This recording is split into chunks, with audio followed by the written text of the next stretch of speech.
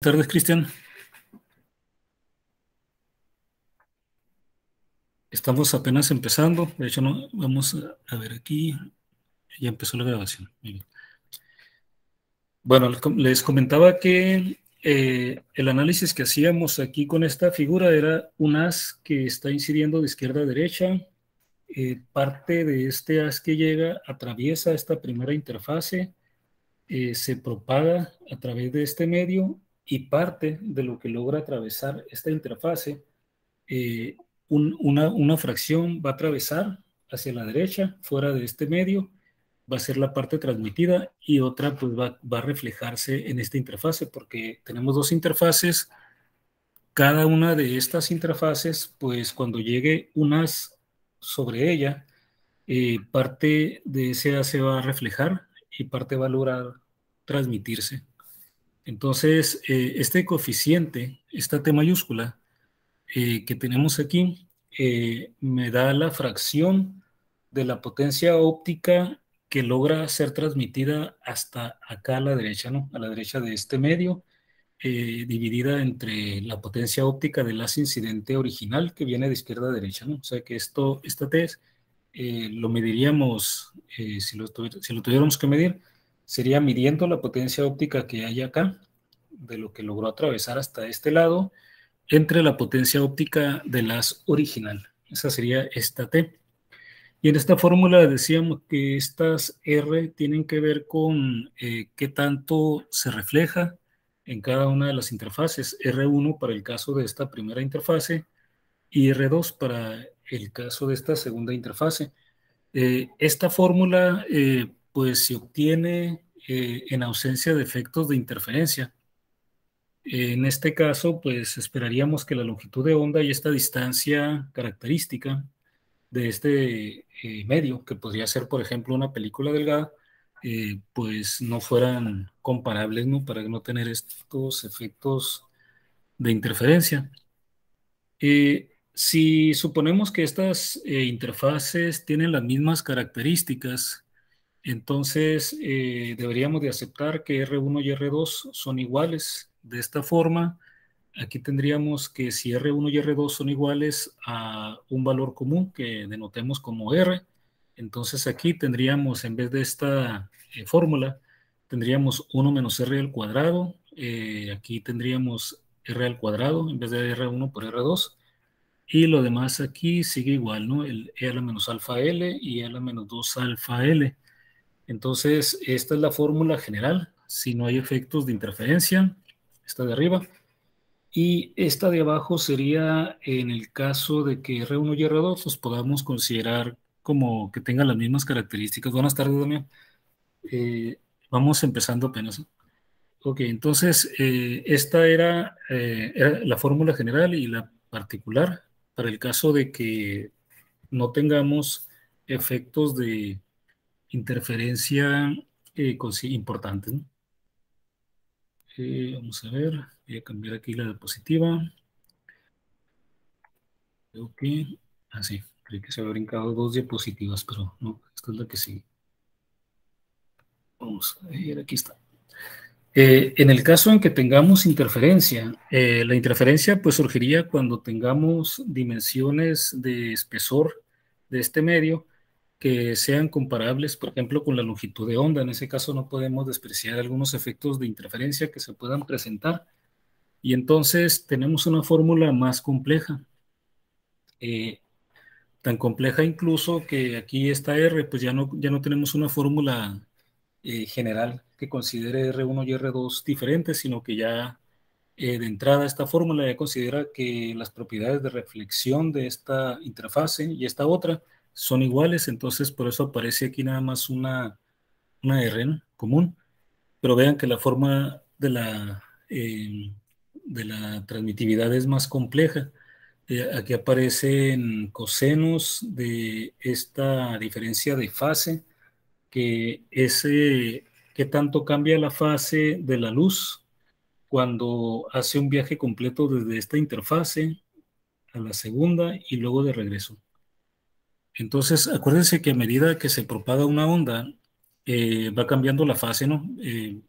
Porque tiene una dependencia el campo eléctrico de la onda tiene una dependencia espacial que va como E a la IKX, donde K es el vector de onda y X sería la distancia que se va propagando. Bueno, en este caso, por la letra que vamos a usar en ecuaciones en adelante, pues vamos a pensar no en X sino en Z, ¿no? Para que sea congruente con las ecuaciones que vienen más adelante, pero bueno, es indistinto, ¿no? De todas formas, lo importante es que sea la dirección de propagación. Entonces, si la onda se propaga de izquierda a derecha, nos conviene elegir que este sea el eje Z. Entonces, el cambio de fase a medida que se va propagando va como E a la IK Z, ¿no?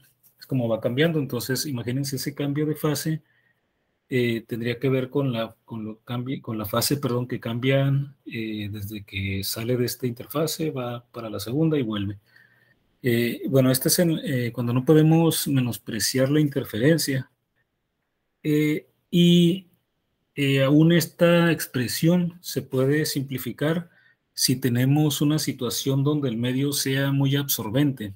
Es decir, que el coeficiente alfa entonces fuera relativamente alto en un medio muy absorbente, pues facilitaría aquí que, como aquí tenemos E a la menos alfa por L, el espesor, y aquí E a la menos 2 alfa L, si es un medio muy absorbente, este término se haría más pequeño, tendería a cero mucho más rápido que este otro.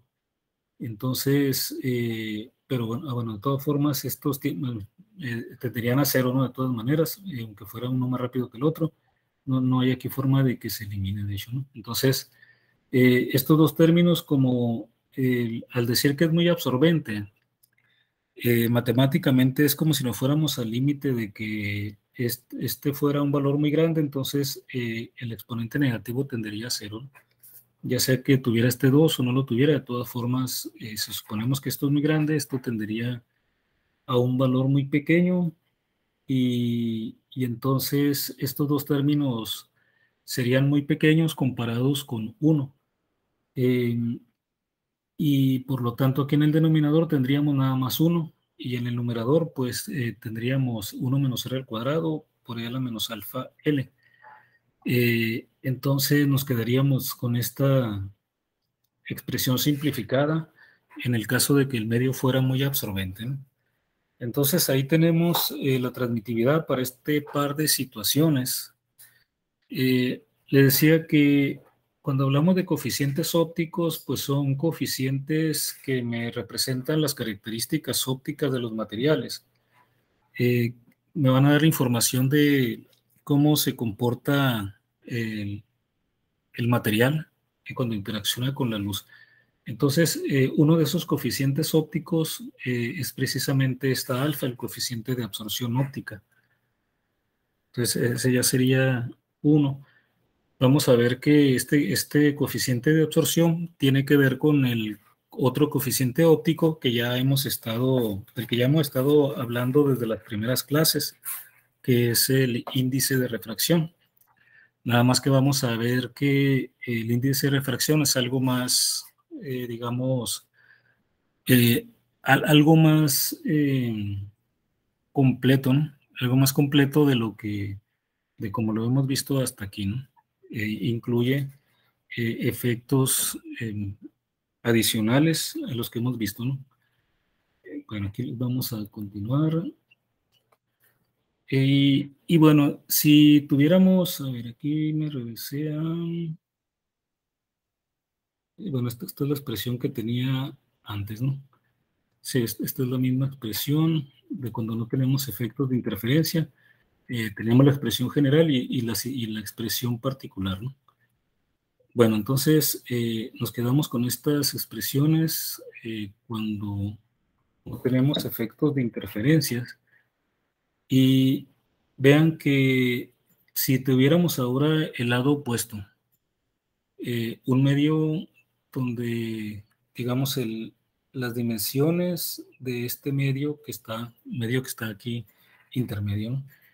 Por ejemplo, si fuera aquí una película delgada, si fueran las dimensiones tales que no tendríamos que tomar efectos de interferencia en cuenta, tendríamos estas expresiones.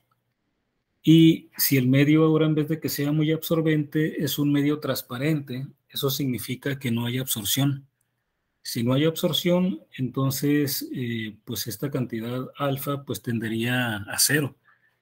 Sabemos que cualquier número elevado a la cero pues es 1, ¿no? Entonces estos exponenciales tenderían a 1, de manera que aquí tendríamos entonces 1 menos r cuadrada nada más, esto tendría 1, y aquí en el denominador esto también tendría 1, tendríamos 1 menos r cuadrada, ¿no?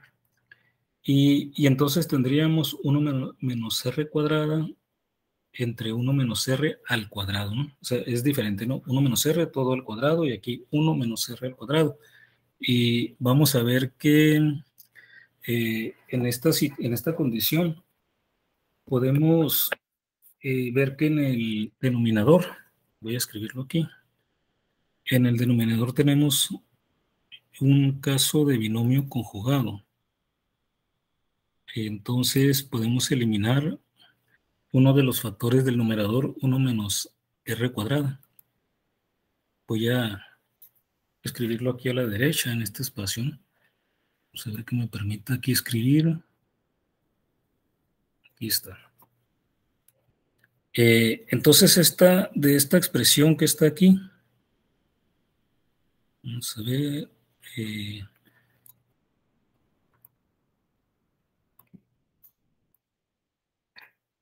Lo tomamos, ya no nos ocupamos de los exponenciales.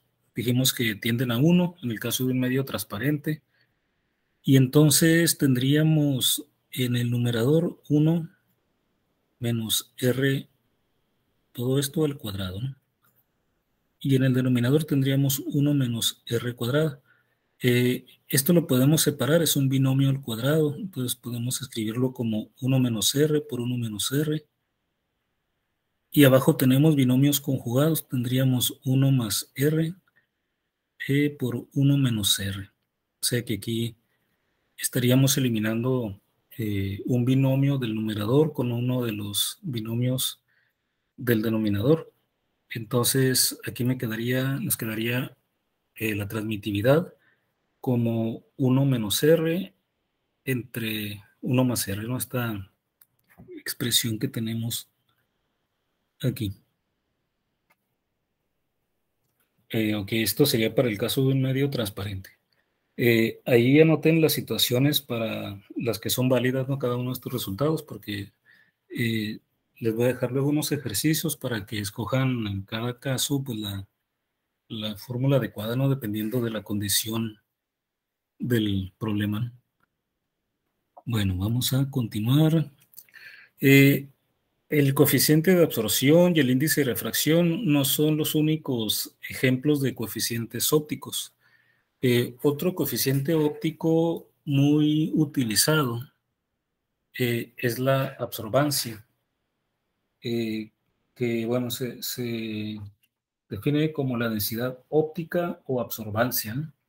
La definición es esta que aparece aquí, es el negativo del logaritmo en base 10 de la potencia óptica en cierta posición entre la potencia óptica original del haz incidente. Este I0 sería la potencia óptica del haz y que incide, por ejemplo, sobre el medio que está siendo atravesado por el haz, ¿no? El que en el dibujo, digamos, por acá viene el haz, aquí estaba el medio, entonces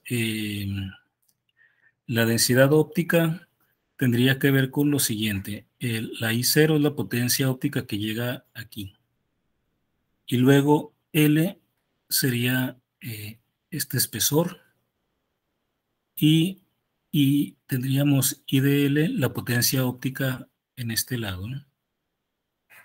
De esta forma, entonces, podemos definir la densidad óptica como el logaritmo en base 10 del cociente de estas dos potencias ópticas. Sería la que nos queda después de que el haz ya atravesó una longitud L entre la potencia óptica que tenía el haz cuando empezó a atravesar ese medio, ¿no? Esta densidad óptica la podemos reescribir de esta otra forma como alfa por L. Vean que aparece aquí el coeficiente de absorción multiplicando al espesor entre el logaritmo base E, o sea, el logaritmo natural de 10. Sacando aquí cálculos, el logaritmo natural de 10 es 0.434, entonces esta densidad óptica también la podemos escribir como 0.434 multiplicada por el producto del coeficiente de absorción óptica por el espesor, o esta longitud L, ¿no? Bueno, esto lo podemos ver así meramente como la definición y la conversión de una forma a la otra, pero claro que podemos obtener la segunda expresión a partir de la definición original, que es la primera, ¿no?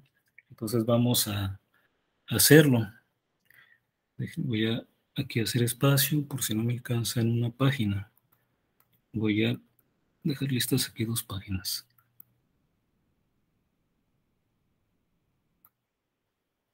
Ok, bueno, entonces partimos de la definición original que tenemos aquí para la densidad óptica.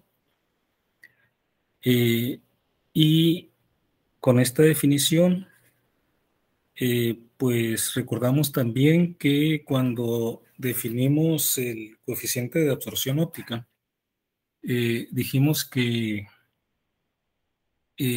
si tenemos la luz propagándose a través de un medio, supongamos que tenemos la luz y empieza con una intensidad original I0 y empieza a propagarse en esta dirección Z.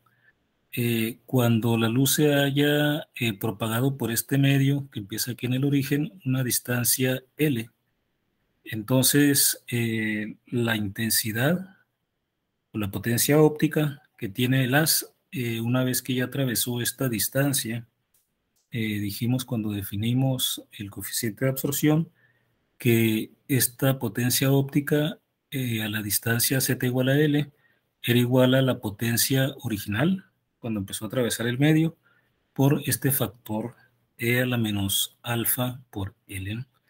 Entonces, esto nos daba la forma en que iba decayendo la potencia óptica a medida que van atravesando un medio absorbente. Pues esto es un comportamiento exponencial que si lo graficamos sería más o menos de esta forma, ¿no? Aquí sería I0 y pues iría decayendo de acuerdo a este comportamiento tipo exponencial. Y bueno, entonces tenemos que I de L es igual a I0 por E a la menos alfa por L. Voy a poner aquí este dibujo de otro color para que no se traslape y se confunda esta I0 con la de la expresión, ¿no? Ahí está.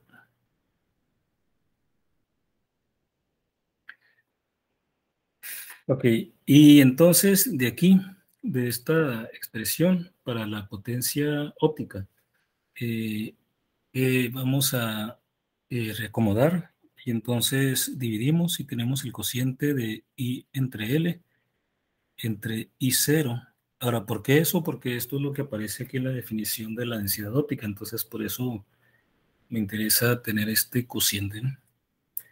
Y vemos que este cociente, al despejarlo, queda igual a E a la menos alfa por L. La densidad óptica, de acuerdo con esta definición que tenemos aquí en la derecha, es el logaritmo base 10 de este cociente que tenemos aquí. O sea que nos vamos a la definición de la densidad óptica, es menos el logaritmo 10, lo podemos poner como log nada más, ¿no? Para no poner el subíndice 10, o poner aquí como subíndice 10 como alternativamente. Recuerden que en vez de escribir log base E, lo podemos escribir como ln, logaritmo natural, y si dejamos como log sin indicar ninguna base, se sobreentiende que es el logaritmo base 10, ¿no? Entonces, podemos poner la densidad óptica como log, que va a ser el logaritmo base 10 de I entre I0, o sea, de I de L entre I0, que de acuerdo a lo que tenemos aquí, esto va a ser menos el logaritmo base 10 de E a la menos alfa por L. Y entonces resulta que tenemos entonces menos el logaritmo base 10 de E a la menos alfa L. Tenemos el logaritmo de una base elevada a una exponente. Las propiedades generales de los logaritmos nos dicen que podemos reescribir esto que tenemos aquí como el exponente multiplicando al logaritmo de la base, ¿no? O sea que esto que tenemos aquí es igual a menos alfa por L por menos el logaritmo base 10 de E. O sea que podemos escribir esto como alfa por L por logaritmo base 10 de E.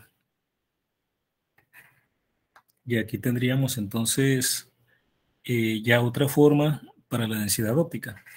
Vean que en este caso ya tenemos aquí el factor que aparece en esta segunda definición, el alfa L, ¿no? Tenemos la densidad óptica igual a alfa por L por el logaritmo base 10 de E. Entonces aquí tenemos el alfa L, pero no tenemos el logaritmo natural de 10, sino el logaritmo base 10 de E. Necesitamos aquí entonces recordar otra de las propiedades de los logaritmos. Hay una relación entre el logaritmo de el número el logaritmo base 10 y, es esta, ¿no? Lo voy a poner aquí como de otro color, como si fuera un apéndice no tomado de tablas de las propiedades de los logaritmos. Resulta que el logaritmo, aquí tenemos el logaritmo base 10 de E es igual al recíproco del logaritmo natural de 10. Y el logaritmo natural de 10 es esto que está aquí. Es decir, es otra forma de escribirlo. Yo puedo escribir logaritmo base E o logaritmo natural nada más, ¿no? O sea que esto es un logaritmo natural de 10, es lo que tenemos aquí. Y aquí yo lo que tengo es logaritmo base 10 del número E.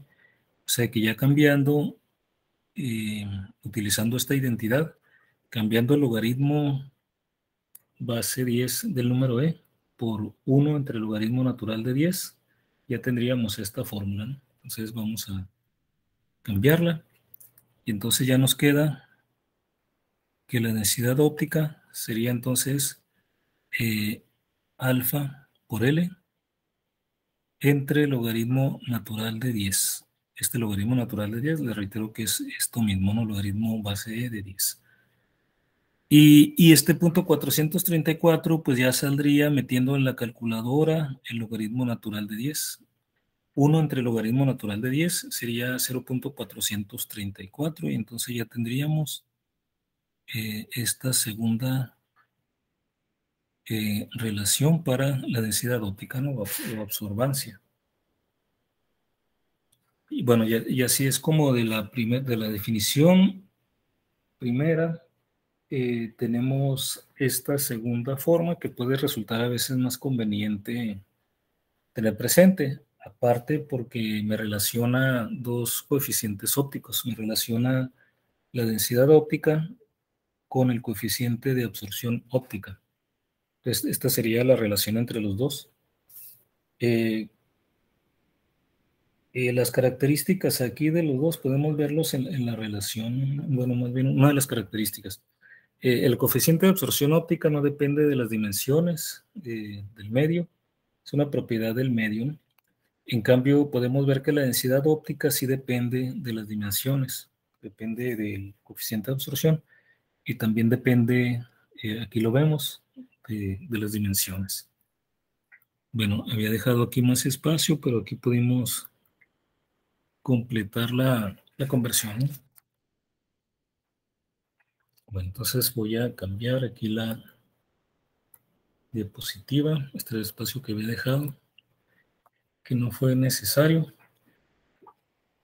Bueno, en los fenómenos de luminiscencia, básicamente, pues como estuvimos viendo en los capítulos anteriores, bueno, en los capítulos, en las clases anteriores, básicamente lo que ocurre es que hay una absorción de energía que queda almacenada pues en los electrones dentro del medio y, y luego ocurre una de estas dos cosas, ¿no? Puede ocurrir que después de la absorción ocurra una emisión inmediata, ¿no? Que era acuérdense que teníamos fosforescencia y fluorescencia, ¿no?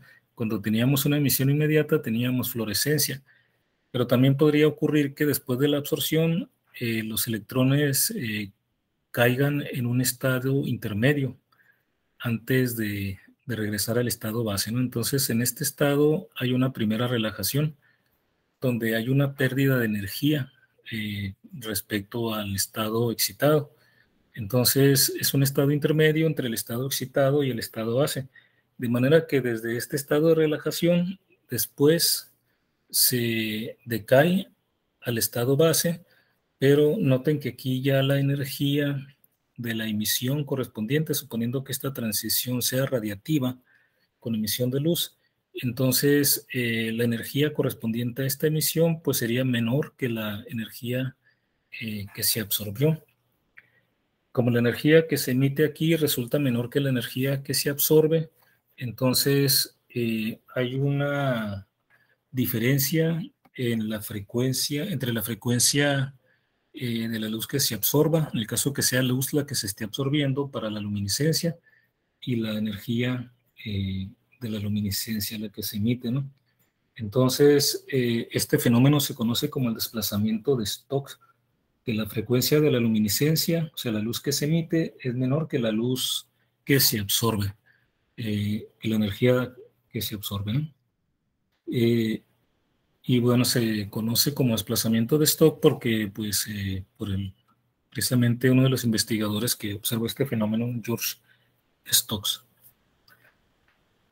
Hay corrimientos que se llaman desplazamientos anti-Stokes, ¿no? Pero ahí son otros factores que se toman en cuenta, ¿no? Aquí por conservación de energía, pues esto es digamos, lo esperado, ¿no?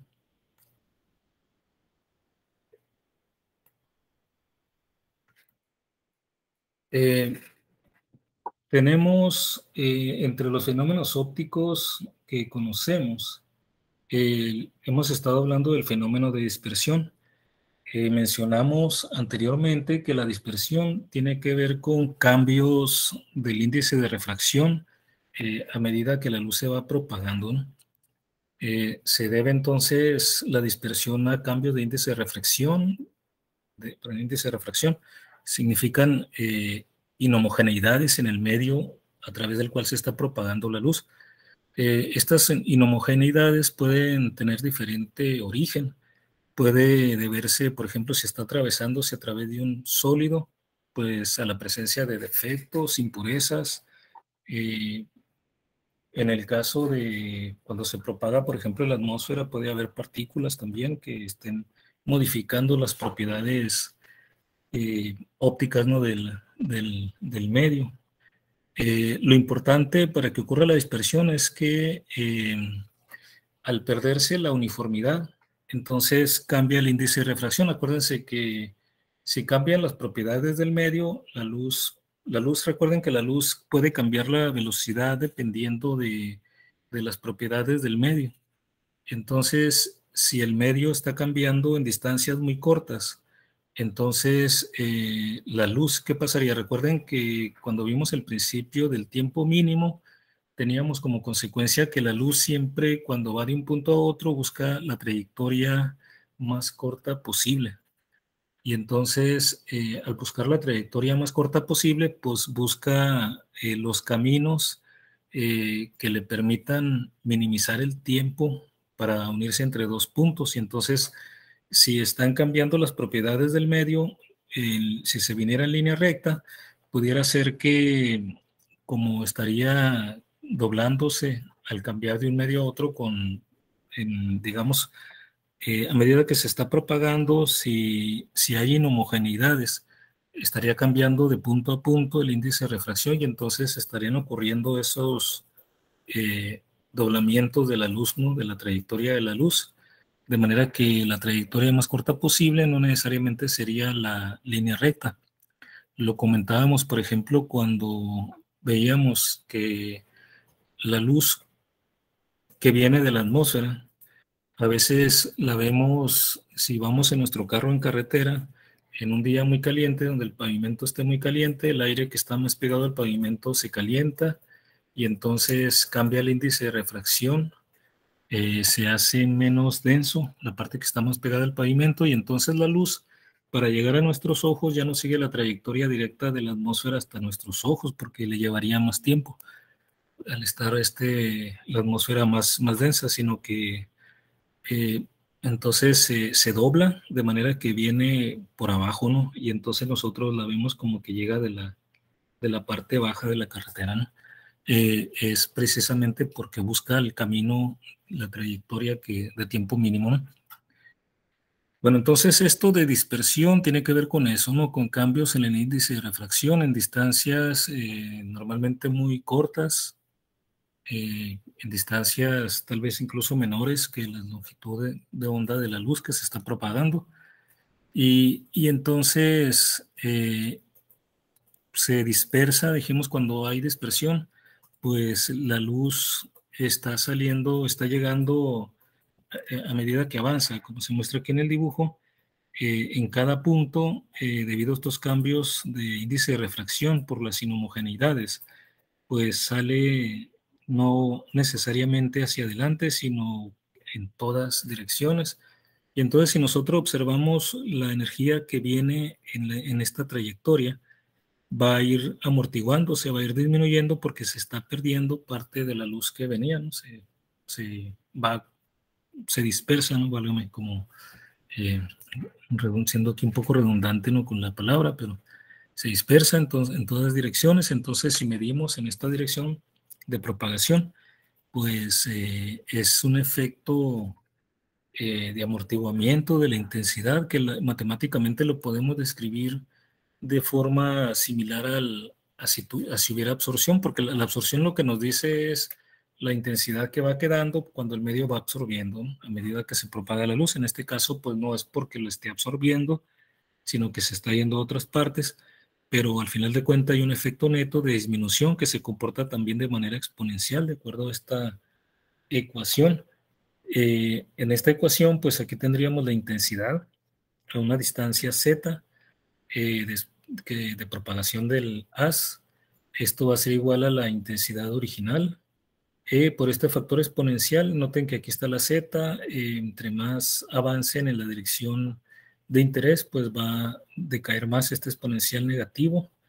Y aquí aparece esta n mayúscula que tiene que ver con la densidad de centro de dispersión. Eso pues tendría que ver con el medio, ¿no? De qué se trate.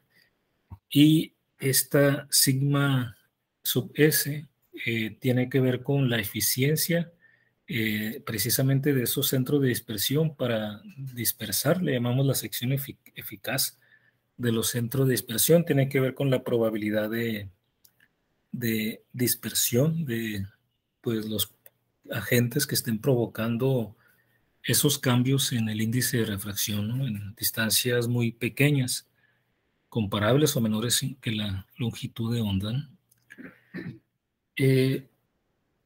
Vean, aquí viene, digamos, aquí estaríamos el observador y este efecto de dispersión es de hecho lo que explica el por qué vemos azul el cielo, ¿no? Voy a hacer aquí otra lámina que tiene que ver con esto. Vean, aquí viene la luz solar, viene la luz con todas las longitudes de onda hacia la atmósfera, pero resulta que aquí en la atmósfera pues hay inhomogeneidades, hay dispersión en la atmósfera y entonces los diferentes colores van a ser desviados en diferentes direcciones. Acuérdense que el índice de refracción depende de la frecuencia, es decir, depende de la longitud de onda y entonces el ángulo que se dobla cuando pasa de un medio a otro cada color va a ser diferente, ¿no? Entonces, resulta que cada color se dispersa de forma diferente a diferentes ángulos y va a haber más probabilidad de dispersión para ciertas longitudes de onda. Esto pues es estudiado en la electrodinámica clásica y pues se conoce un resultado muy importante que se conoce como dispersión de Rayleigh. Eh, el resultado que se conoce como dispersión de Rayleigh me da precisamente esa sección eficaz que teníamos en la expresión anterior. Lo voy a volver a mostrar. En esta expresión, esta sección eficaz que nos dice precisamente qué tan eficiente son estos centros para dispersar la luz, pues Rayleigh llegó a una fórmula con la que encontró con electrodinámica clásica que esta eficacia de los centros iba como el recíproco de la cuarta potencia de la longitud de onda. O sea que esto sería proporcional a 1 sobre lambda a la 4. ¿Esto qué significa? Como va como el recíproco de lambda a la 4, imagínense que tuviéramos una lambda unitaria, por ejemplo, una lambda igual a 1, entonces esta sección eficaz sería 1 entre 1, 1, sería proporcional a 1. Si tuviéramos una longitud de onda que fuera la mitad, entonces aquí tendríamos 1 entre 1 medio a la 4.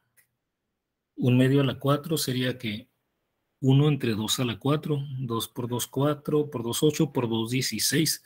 Es decir, que para una longitud que fuera la mitad de la original, la dispersión sería 16 veces más eficiente.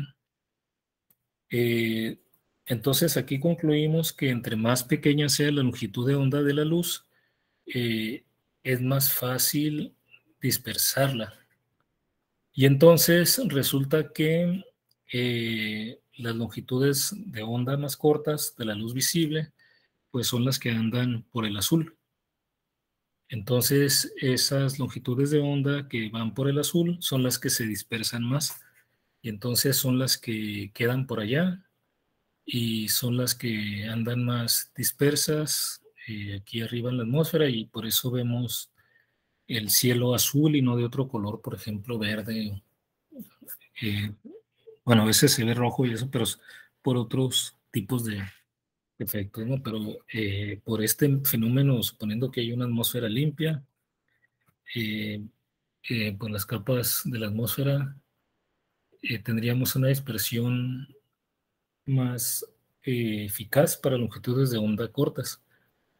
Recuerden que aquí es cuando tenemos inhomogeneidades, de hecho en la atmósfera, en distancias muy pequeñas, ¿no? Entonces aquí tendríamos ese efecto que está relacionado precisamente con esto de la dispersión. Cuando pensamos en la palabra dispersión, pues intuitivamente sí nos da la palabra la idea de algo que está yéndose en todas direcciones, tal como ocurre efectivamente, ¿no? Pero vamos a ver también que precisamente esta dispersión es un caso de dispersión óptica, pero no es la única. Esta dispersión, de hecho, este tipo de dispersión ocurre porque el índice de refracción depende de la longitud de onda, que es lo mismo que decir que depende de la frecuencia de la luz. Es un caso de dispersión óptica que se conoce como dispersión temporal. Se conoce como dispersión temporal. Hay otra dispersión en óptica que se conoce como dispersión espacial. Tiene que ver aquí con cuestiones de la respuesta del material, no solo a lo que le esté ocurriendo en el presente, sino la historia de lo que ha pasado, esta dispersión espacial. Y la otra, la dispersión, perdón, esta dispersión temporal. La dispersión espacial tiene que ver con que lo que pase en algún punto del material no solamente depende de lo que le esté ocurriendo al material en ese punto, sino en otros puntos del material. El hecho de que el índice de reflexión el índice de refracción dependa de la frecuencia. Eh, es realmente porque para el tratamiento matemático de la óptica, para analizarlo matemáticamente más simple, se hace uso de lo que se conoce como transformadas integrales, en particular la transformada de Fourier, que convierte esa dispersión temporal en una dependencia con la frecuencia, que se pierde, digamos, información física del origen de esta dispersión, pero resulta más fácil de manejarlo matemáticamente, ¿no? Como ecuaciones en donde el índice de refracción va a depender de la frecuencia, cuando en realidad depende de forma compleja de integrales temporales. Y en el caso de la dispersión espacial, aparece en las ecuaciones de la óptica como una dependencia del índice de refracción con el vector de onda. También eso es producto de unas transformadas de Fourier de la dependencia original, que es una dependencia espacial del índice de refracción. Sería pues matemáticamente mucho más complejo tratar las dependencias físicas originales, temporales y espaciales. Y entonces en la transformada se sacrifica digamos, la raíz de estos fenómenos, pero quedan ecuaciones pues más fáciles de manejar, ¿no? Bueno, entonces, de acuerdo con esto, en un medio que no sea homogéneo, la luz que tenga diferentes longitudes de onda, eh, pues va a presentar dispersión más pronunciada para las longitudes de onda menores, ¿no? Bueno, vamos a hacer un ejercicio con estas ecuaciones que vimos al principio. Vamos a ver, voy a cambiar aquí la diapositiva, ahí está. Ok, este es el ejercicio. Si gustan tomarse un minuto para analizar el enunciado y tratar de plantear bueno, ¿cómo, cómo responderíamos aquí a la pregunta? No tenemos que la reflectividad del silicio a 633 nanómetros es 35% y el coeficiente de absorción es 3.8 por 10 a la 5 metros a la -1. Calcule la transmisión y la densidad óptica de una muestra de espesor de 10 micras, 10 micrómetros. Ok, entonces tómense un minuto para tratar de plantear la solución.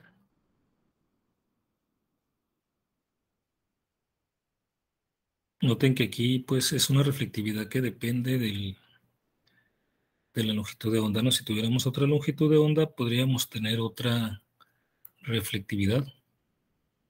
Ok, bueno, aquí les dejo un minuto para que traten de plantear la solución.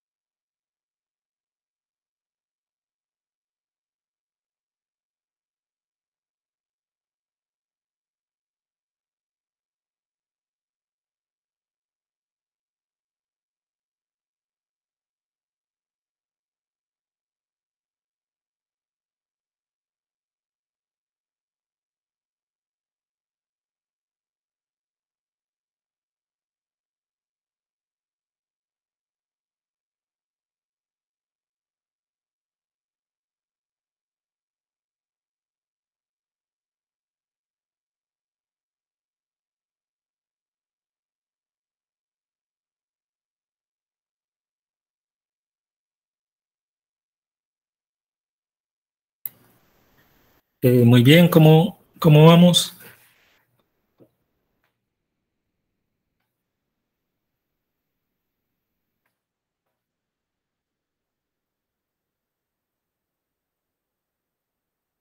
Les dejamos otro minuto.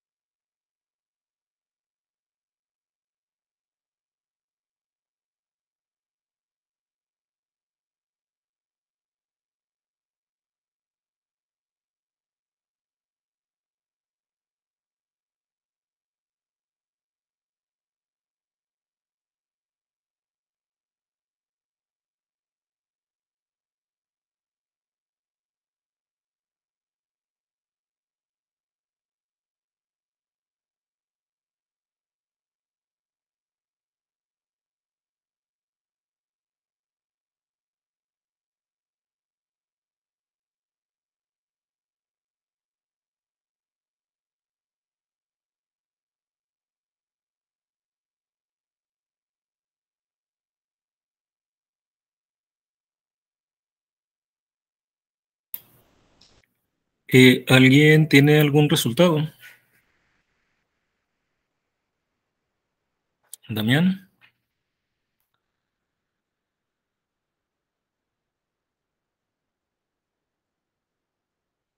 ¿sí están ahí todavía?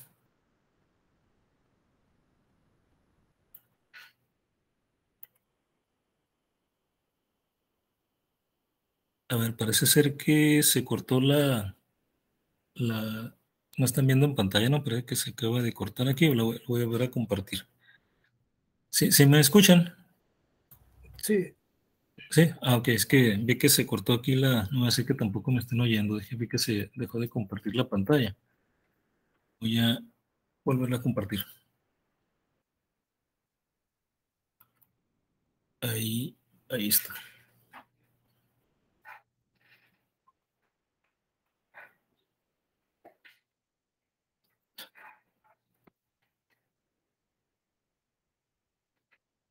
Bueno, a ver qué información tenemos. Tenemos la reflectividad a la longitud de onda de interés. Tenemos el coeficiente de absorción y hay que calcular la transmitividad, o sea, la T, y la densidad óptica, sabiendo que el espesor de la muestra son 10 micrómetros, 10 micras. Entonces, aquí, eh, vean, ¿qué tipo de medio es? De acuerdo a lo que tenemos aquí, vean, tenemos un medio que es 35%, tenemos una reflectividad alta, ¿no?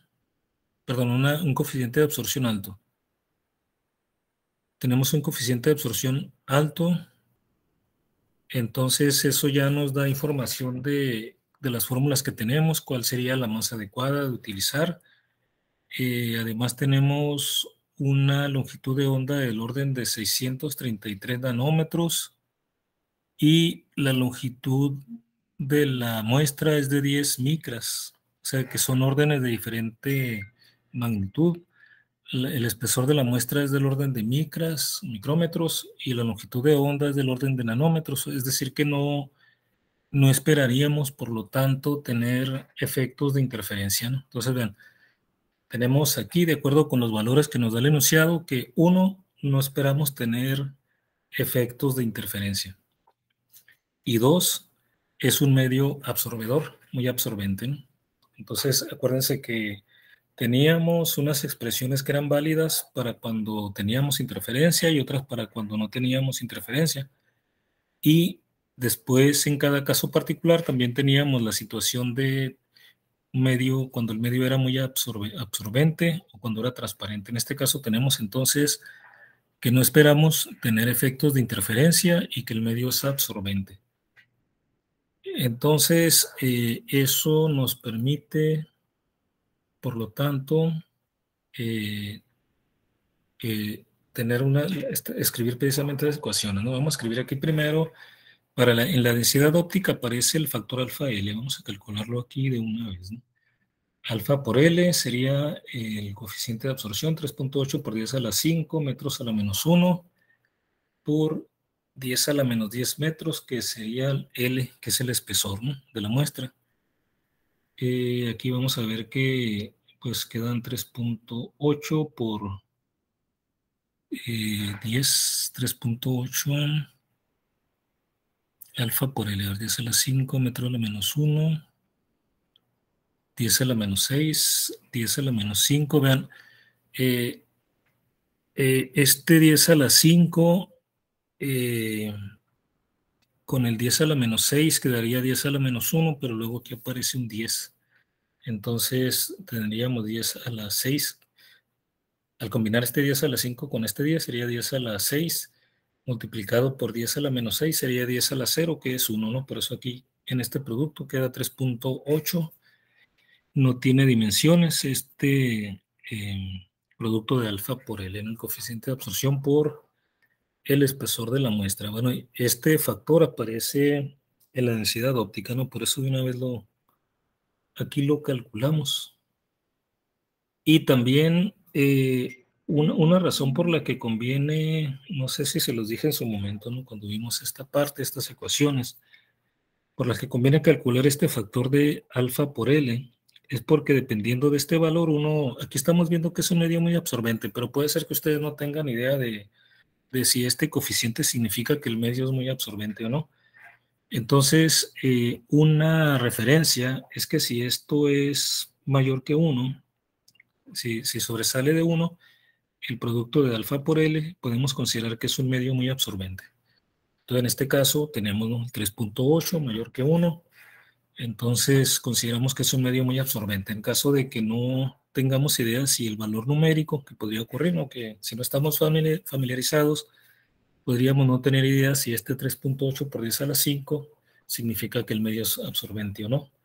Pero entonces hay que tomar en cuenta que si este producto es mayor que 1, entonces definitivamente es un medio absorbente, ¿no?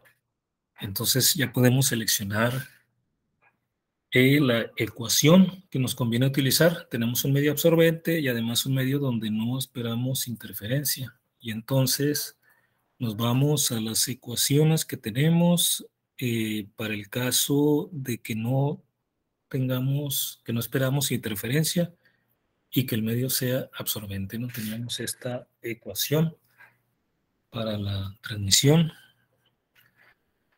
1 menos R al cuadrado, donde esta es la reflectividad, ¿no?, que nos da el problema, 35%, y luego el factor exponencial que incluye el factor alfa por L.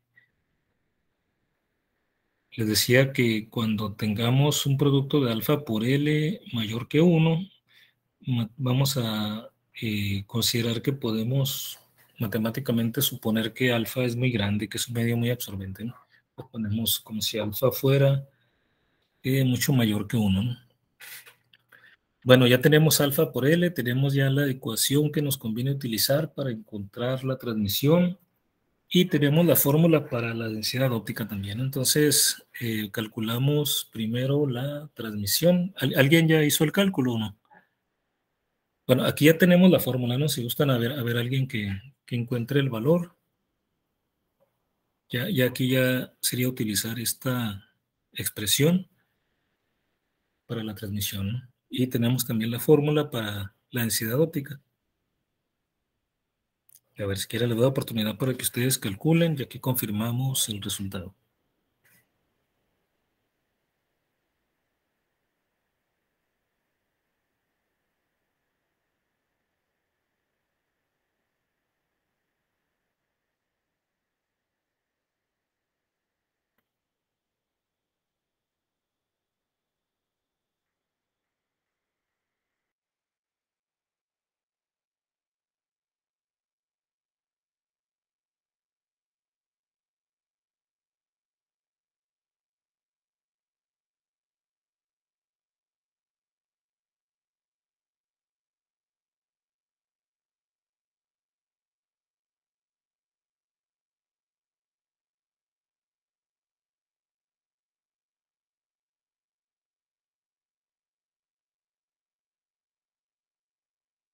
Bueno, aquí nada más es cuestión de sustituirlo porque esta R es el valor que nos dan aquí. 35% sería 0.35, como tendríamos que escribirlo, ¿no? Entonces, aquí sería 1 menos 0.35 al cuadrado por e a la alfa L, pero el alfa L aquí ya lo tenemos también, ¿no? Sería e a la menos 3.8, ¿no? Entonces nada más cuestión de meter los datos y pues nos vamos a la calculadora.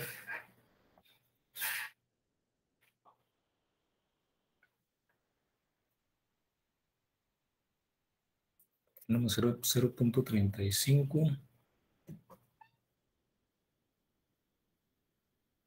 al cuadrado y e a la menos 3.8, ¿no?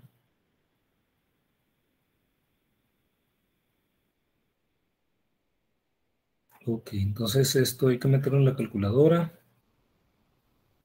¿Y cuánto nos da? ¿Qué esperaríamos? A ver, ¿qué esperaríamos sin calcular? ¿Esperarían un valor de t alto o bajo? Bajo, Bajo, muy bien. ¿Por qué? porque refleja bastante. No sabemos cómo andan los valores de R. No nos está diciendo que, a Re- ver, es 35% es alto. Eh, Podrían decir que 35% es alto, Bueno, no hay referencia, ¿no? pero sí hemos estado diciendo que podemos considerar que esta ecuación que tenemos aquí es válida para cuando el medio es muy absorbente. Si el medio absorbe mucho, entonces esperaríamos que a medida que atraviesa la luz el material, como el medio es muy absorbente, absorbe mucho, entonces va a salir poco, se va a transmitir poco hacia el otro lado, ¿no? Entonces sí es correcto que esperaríamos un valor de T muy bajo, un valor de T bajo, porque es muy absorbente, ¿no? O sea, la reflexión es 35%, o sea, como dos terceras partes se transmiten a través del medio, pero luego del medio, no todo lo que entró, no todo ese como 65% que logra atravesar, no todo se va a transmitir al otro lado, porque el medio va a absorber mucho de ese 65% que logró pasar, ¿no? La primera interfase. O sea que de la luz que llega originalmente a la muestra, el 35% se refleja, el 65% logra atravesar a través de ella. Pero ese 65%, como el medio es muy absorbente, se pierde mucho antes de salir. Entonces lo que se transmite no es ese 65%, sino lo que queda después de la absorción, pero como el medio absorbe mucho, entonces la T va a ser muy baja, ¿no? Entonces si metemos estos números en la calculadora, efectivamente confirmamos que se transmite muy poco, de hecho menos del 1%. O sea, es como el 0.95%, menos de 1%. Bueno, este es entonces la transmisión. ¿Qué tanto se transmitió? Bueno, como el 1%, con menos del 1%, ¿no? Y ahora vamos a calcular la densidad óptica. Nos conviene, como ya tenemos aquí el factor alfa por L, entonces nos conviene utilizar la fórmula del 0.434 por alfa L. Y entonces tendríamos ya directo el cálculo para la densidad óptica.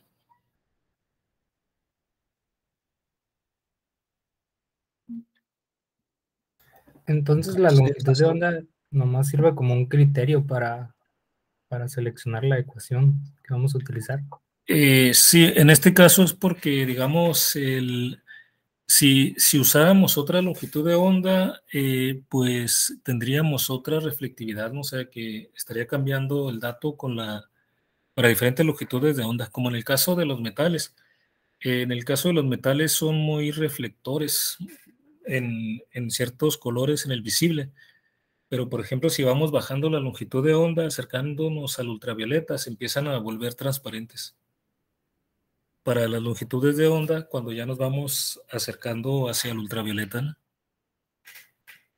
Entonces dependen de estos coeficientes, no podemos hablar de valores generales, sino que pues normalmente se tiene que medir para diferentes longitudes de onda, ¿no?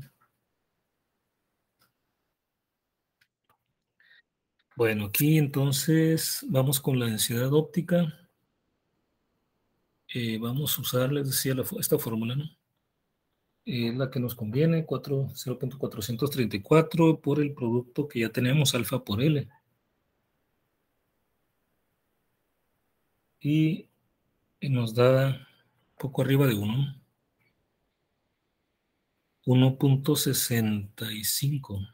Confirmen ahí ustedes el resultado. Recuerden que esta densidad óptica depende, bueno, de aquí lo vemos, de hecho en la fórmula no depende de este factor alfa L, y esta L pues son las dimensiones de la muestra, ¿no? Entre más gruesa fuera la muestra, pues la densidad óptica sería mayor, porque la L sería mayor, ¿no? Una muestra que tuviera la mitad del espesor nos daría una densidad óptica de, ¿cuánto sería aquí? Como 0.80, un 0.80, ¿no? 0.825. La mitad de 1.65, ¿no? Porque alfa, perdón, L se reduciría a la mitad, entonces el factor alfa L sería la mitad del valor que tenemos aquí. Bueno, entonces aquí tenemos ya este resultado de este problema, ¿no? Bueno, entonces, no sé si tengan alguna duda de cómo resolvimos este ejercicio. ¿Cómo seleccionamos la ecuación más adecuada?